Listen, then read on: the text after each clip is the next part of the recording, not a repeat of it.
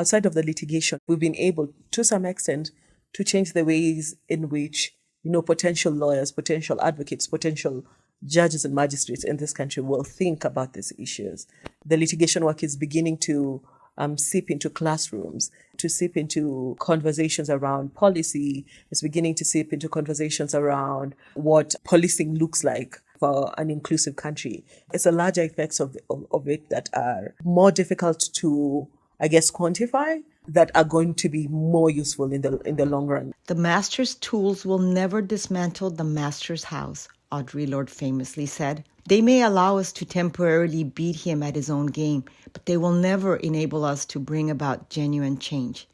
Where I am today has been a process of constant learning and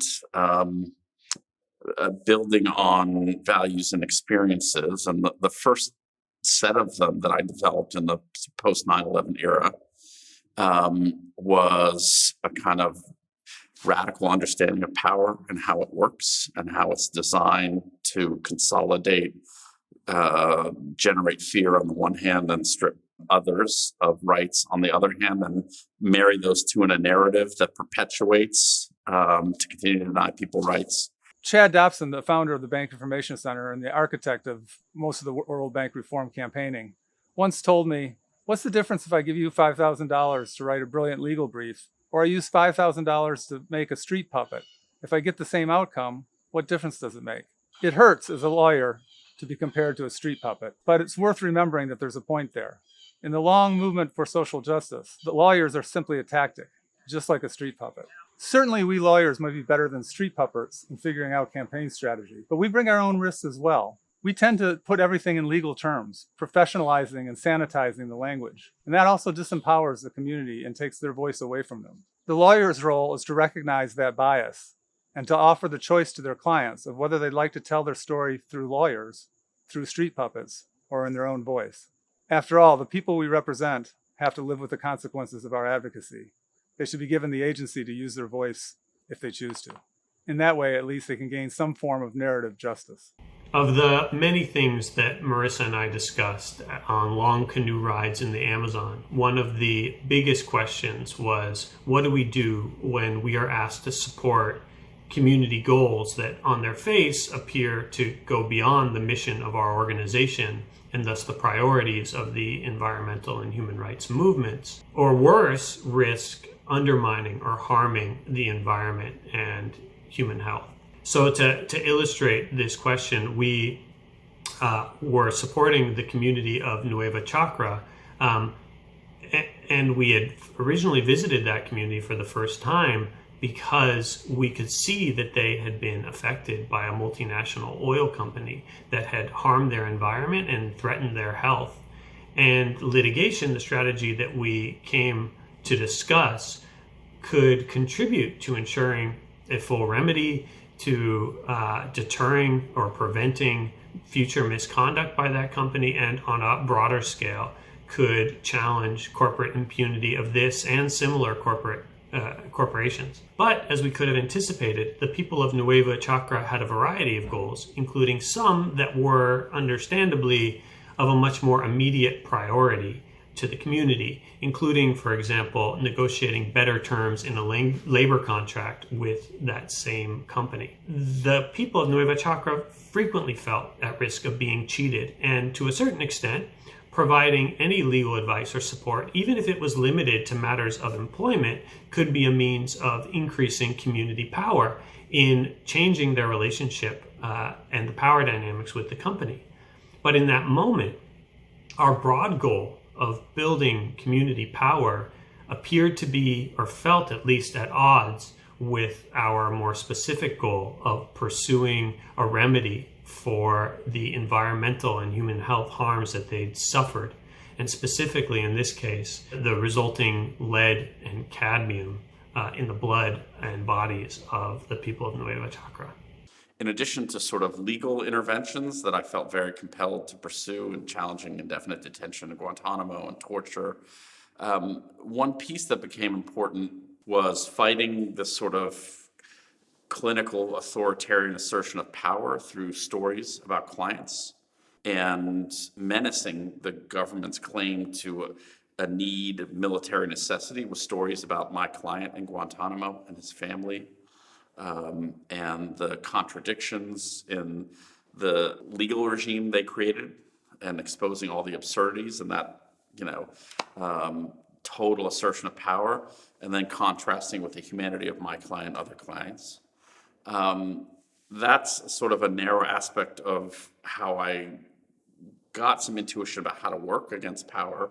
There are opportunities, particularly if you have a kind of movement behind you, to inspire the court and compel them to act on their best instincts, to avoid mistakes and reach for something good. And I think a savvy, nuanced political lawyer needs to know when things need to be sort of blown up and politicized, and when things need to be made aspirational, inspire the court to do the right thing. When you're litigating in what I would call like sort of a lawless space like Guantanamo, part of the effort in the courtroom was to expose the preposterousness and the contradictions in the system, mindful that the court wouldn't be ready to rule for you. And that's a legal challenge designed to destabilize and resist. And then the other thing I learned is the importance of solidarity with other movement actors. At the time, post 9/11, that included other lawyers, a community of lawyers who stuck together, DC-based NGO, grassroots NGOs, international bodies, and I recognize the importance of kind of collective action responding to massive national scale injustice and building power in that way. Sometimes your legal victory is just that, a legal victory in the court, but it doesn't actually mean anything on the ground for your clients. And so you have to sort of think about what else does it mean for your clients if it isn't going to change their reality. When our clients from India took on the World Bank, and it went all the way to the Supreme Court of the United States, and they actually won the legal decision, which was this massive victory because it changed the law of immunity in the United States for the World Bank and for other banks and multilateral institutions like the bank. But on the ground in India, the coal-fired power plant that they were suing over is still there. The villagers and our clients are still in the same situation. Just because the World Bank isn't immune from suit anymore doesn't mean that anything changed for them on the ground. However, because of this victory, we feel the confidence and we feel the courage to now take on this coal-fired power plant and this country here in our home country, and we know we're going to shut it down and we know we're going to win. And that was really exciting for me as a lawyer to sort of feel like what we had done had helped them gain the courage to mobilize and keep fighting. To this day, I struggle with seeing how the law fits in a more granular way. In fact, the very nuance and complexity that I'm dealing with will, at every level, have some form of lawyering that could help with this power shift as we move towards it. It isn't one blunt instrument. There's a whole toolbox out there. But we all, as activists, need to be much more savvy about what exists. And whether that's representation, whether that's narrative justice, whether it's community justice, whether it's restorative justice, all of these options are available to us. To the extent that the law is the master's tool, we need to learn how to use it to play the game, but also to transform it so it can bring about meaningful change.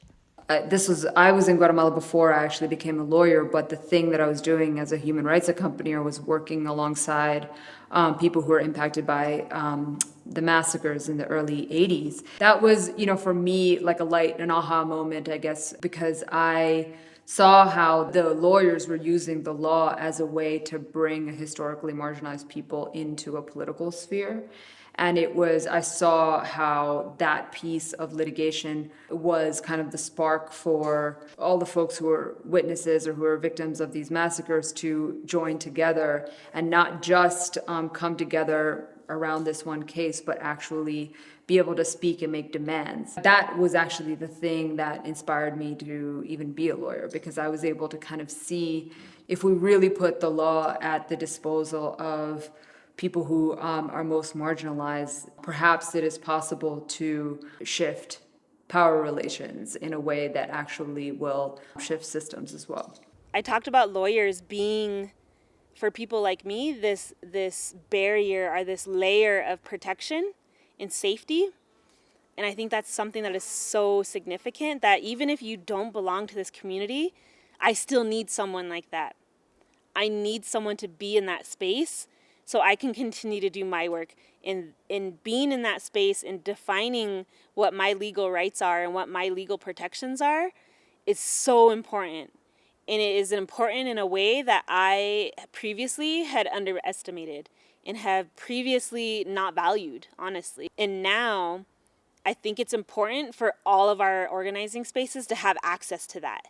To have access to that layer of safety and that layer of protection and that layer of representation and that layer of communication. And I think that young lawyers that are thinking about getting into this organizing spaces, it's important for you to take on that role and to take it on knowing that you're going to be in relationship with these frontline communities and carrying it with responsibility.